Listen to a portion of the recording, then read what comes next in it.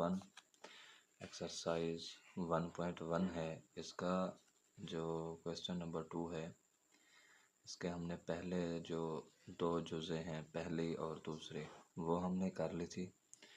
आज हमारे पास है तीसरी जुज़ है। इसमें देखें कि हम रियल और इमेजरी पार्ट को किस तरह से सेपरेट करते हैं। अब इसमें देखें अयोटा ओवर 1 प्लस अयोटा लिखा हुआ है, ठीक है। अब हम इसमें क्या करते हैं कि जो डिनोमिनेटर है इसमें लिखा हुआ है 1 प्लस अयोटा, ठीक है। अब इसमें लिखा हुआ है 1 प्लस अयोटा। इसका हम क्या करेंगे स्टूडेंट, कांजुगेट लेंगे। कांजुगेट कहते हैं कि ए और बी के दरमियान ये जो लिखा हुआ है प्लस, तो ये चेंज हो जाएगा प्लस किस में, माइनस में चेंज हो जाएगा, ठीक है। तो हम क्या करेंगे, इसके कांजुगेट को डिवाइड भी करेंगे और मल्टीप्लाई भी करेंगे। देखें अब 1 माइनस अयोटा, ठीक है, डिवाइडेड बाय 1 माइनस अयोटा। अब ऊपर वाली जो वैल्यूज़ हैं न्यूमरेटर की, तो ये आपस में मल्टीप्लाई होंगी और नीचे वाली जो वैल्यूज़ हैं वो आपस में मल्टीप्लाई होंगी। अब ये एक बार प्लस में लिखा हुआ है, एक बार माइनस में लिखा हुआ है, तो हमने ये फार्मूला पहले पढ़ा हुआ है कि अगर एक बार प्लस में हो और एक बार माइनस में हो, यानी कि ए जमा बी इंटू ए माइनस बी, तो हमारे पास क्या आता है यहाँ पर, ए स्क्वायर माइनस और बी स्क्वायर, ठीक है। बाकी अयोटा को हम क्या करेंगे, अयोटा को इस 1 के साथ भी मल्टीप्लाई करेंगे और इसी अयोटा को अयोटा के साथ भी ज़र्ब करेंगे, ठीक है। अब देखें अयोटा जब 1 के साथ मल्टीप्लाई होगा तो क्या हो जाएगा, अयोटा ये माइनस, अयोटा को इस अयोटा के साथ ज़र्ब करेंगे तो क्या आएगा हमारे पास, अयोटा स्क्वायर आ जाएगा। अब देखें जी, हमें पता है कि यहाँ पर हमारे पास नीचे भी डिनोमिनेटर में अयोटा की पावर कितना आ जाएगी, 2 आ जाएगी। अब देखें स्टूडेंट, मैंने यहाँ पे लिखा भी है कि अयोटा स्क्वायर जो कि बराबर होता है हमारे पास -1 के। ये एमसीक्यूज़ भी है, बाज़ औक़ात एमसीक्यूज़ में भी पूछ लेते हैं और ये क्वेश्चन एमसीक्यूज़ में भी आ जाते हैं कि इस सवाल का जो है ना रियल पार्ट बताएं या इस सवाल का इमेजरी पार्ट हमारे पास क्या बनेगा। अब देखें जी कि हमने क्या किया, अयोटा स्क्वायर की जगह पे लिखा है -1। ये मैंने डिनोमिनेटर में लिखा है कि अयोटा स्क्वायर की जगह पे क्या आता है हमारे पास, -1 आता है। और न्यूमरेटर में भी जहाँ पर अयोटा स्क्वायर लिखा हुआ था वहाँ पर हमने क्या लिखा है, -1 लिखा है। अब देखें जी कि डिनोमिनेटर में हमारे पास क्या है, माइनस, जब माइनस से ज़र्ब होगा तो प्लस बन जाएगा और ये मेरे पास क्या आ गया, 1 आ गया, ठीक है। अब अयोटा, यहाँ पे अयोटा स्क्वायर की जगह पे मैंने लिखा है -1, माइनस जब माइनस से ज़र्ब होगा तो क्या हो जाएगा स्टूडेंट, +1 हो जाएगा। अब देखें डिनोमिनेटर में हमारे पास 1 + 1 तो कितना हो जाएगा, ये 2 हो जाएगा, ठीक है जी। तो मेरे पास क्या बन गई है, पूरे का पूरे जो वैल्यू है 1 प्लस अयोटा तकसीम हो रहा है, डिवाइड हो रहा है किस पर, 2 पर। अब देखें ये जो 2 लिखा हुआ है ये 1 का भी है और अयोटा का भी है, यानी कि 1 पर भी डिवाइड हो रहा है यानी कि 1/2 और अयोटा के साथ भी क्या हो रहा है, यानी कि 1/2 और साथ में अयोटा। अब मैंने ये पहले भी बताया है कि जिसके साथ अयोटा नहीं लिखा होता वो हमारे पास कहलाता है real part of complex number, और जिसके साथ अयोटा मौजूद होता है, जिसके साथ अयोटा लिखा हुआ होता है, तो वो हमारे पास क्या होता है, इमेजरी पार्ट होता है, ठीक है स्टूडेंट। तो हमारे पास ये इसका आंसर है। नेक्स्ट क्वेश्चन है जी हमारे पास कि 4 + 3 अयोटा और इसका मुकम्मल यहाँ पे क्या है, स्क्वायर है, यानी कि पावर कितना है जी, 2 है और डिनोमिनेटर में 4 - 3 अयोटा है। अब देखें स्टूडेंट, सबसे पहले तो इसको थोड़ा सा सिंप्लीफाई करेंगे, क्योंकि यहाँ पर स्टूडेंट अब गलती क्या करते हैं, इधर डायरेक्ट ही इसके कांजुगेट के साथ मल्टीप्लाई कर देते हैं क्योंकि उन्होंने रटा लगाया हुआ होता है, ठीक है। तो बहरहाल देखें अब हम क्या करेंगे, सबसे पहले तो इसका ये स्क्वायर ख़त्म कर देंगे। इसका जो स्क्वायर लिखा हुआ है हम सबसे पहले क्या करेंगे, इस स्क्वायर को ख़त्म कर देंगे, ठीक है। अब देखिए ये हमने पहले पढ़ा हुआ है कि ए जमा बी फिर उसका स्क्वायर, तो क्या आता है उसका जवाब ए की दो जमा बी की दो फिर क्या है दो ए बी। ठीक है, ये फार्मूला था A square B square plus 2ab। ठीक है जी।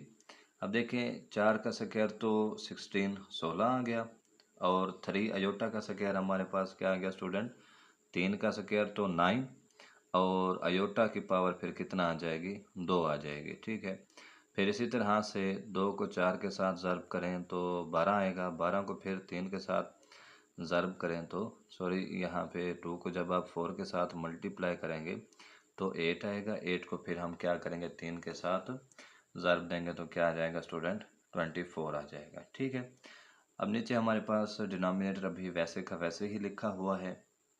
अब देखिए मैंने ये पहले भी कहा है कि अयोटा स्क्वायर हमारे पास बराबर होता है किसके, -1 के बराबर होता है। ठीक है, अब हमने अयोटा स्क्वायर की जगह पे -1 लिखा है, बाकी तो एज इट इज़ ही लिखा हुआ है। ठीक है, अब देखें स्टूडेंट हमारे पास यहाँ पर क्या आएगा 16 - 9 जमा 24 अयोटा।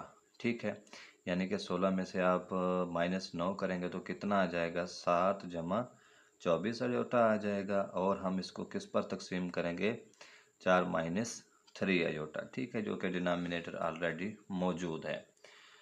अब देखें जी कि हम क्या करेंगे, उसी तरह से सवाल को हल करेंगे कि जो डिनोमिनेटर है इसका हम एक तो कॉन्जुगेट लेंगे और उसी कॉन्जुगेट के साथ मल्टीप्लाई भी कर देंगे और साथ में डिवाइड भी कर देंगे। अब देखें मैंने मल्टीप्लाई भी किया है और यहाँ पर साथ में डिवाइड भी किया है, तो क्या आ जाएगा मेरे पास, ये ऊपर वाली जो वैल्यूज़ हैं ये वाली आपस में ज़र्ब हो रही हैं और नीचे वाली आपस में ज़र्ब हो रही हैं।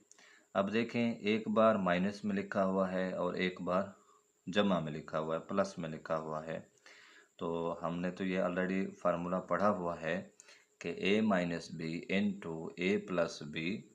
ठीक है जी, तो वो किसके बराबर होता है a की 2 माइनस b के 2, यानी कि a square minus b square. अब देखिए स्टूडेंट हमने इनको भी मल्टीप्लाई किया है, 7 ज़र्ब होगा 4 के साथ तो 28 बन जाएगा, 7 को फिर 3 के साथ ज़र्ब करेंगे तो 21 बन जाएगा, अयोटा भी साथ आएगा।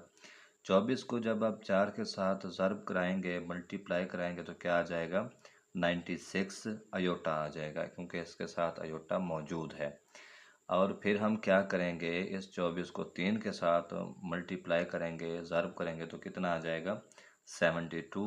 जब अयोटा अयोटा के साथ ज़र्ब होगा तो क्या बन जाएगा अयोटा की पावर 2 बन जाएगा।